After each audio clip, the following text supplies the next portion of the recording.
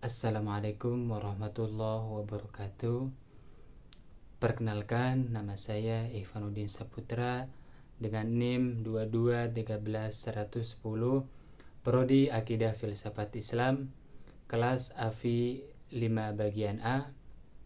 Hobi saya itu bermain futsal, bermain badminton, dan bermain voli.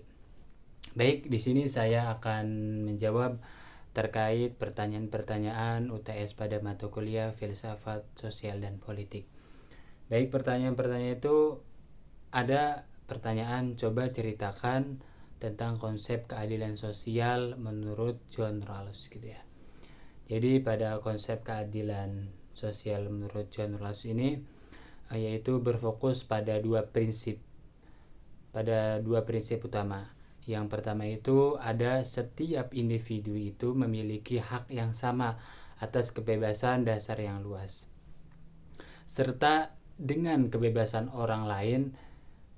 Jadi yang kedua, ketidaksetaraan sosial dan ekonomi diperbolehkan hanya jika menguntungkan mereka yang paling tidak beruntung. Dan dalam posisi tersebut, dalam pemikiran John Rawls ini menggunakan posisi asal. Jadi sehubungan ketidaktahuan gitu untuk kayak merumuskan prinsip-prinsip mengenai sosial dan politik, dan memastikan bahwa keputusan-keputusan yang dibuat tanpa dibuat terhadap status individu. Keadilan bagi John Rawls ini adalah tentang bagaimana menciptakan struktur sosial yang adil bagi kita semua gitu, yang merasakan terkait sosial dan politik. Kita ambil contoh dalam hak berbicara. Dalam hak berbicara dan bergerak bebas atau harus dinikmati oleh semua orang tanpa diskriminasi berdasarkan ras ataupun gender ataupun status ekonomi gitu. Jadi menurut saya itu sosial dan politik itu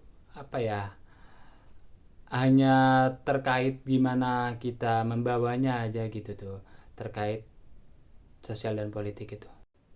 Lalu pertanyaan yang kedua itu ada pertanyaan, apakah demokrasi dapat mewujudkan keadilan sosial dan bagaimana caranya? Baik, menurut saya demokrasi ini dapat mewujudkan keadilan sosial melalui beberapa cara. Yang pertama itu melalui partisipasi politik itu tersebut, yang dimana memungkinkan masyarakat untuk terlibat dalam pengambilan keputusan tersebut, sehingga suara masyarakat ataupun suara mereka yang didengar dan diperhitungkan mengenai sosial dan politik.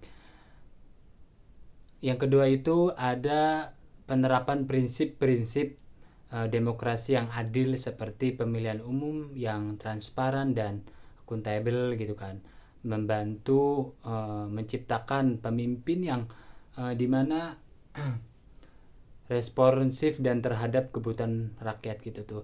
Jadi kita harus saling terbuka dengan masyarakat gitu.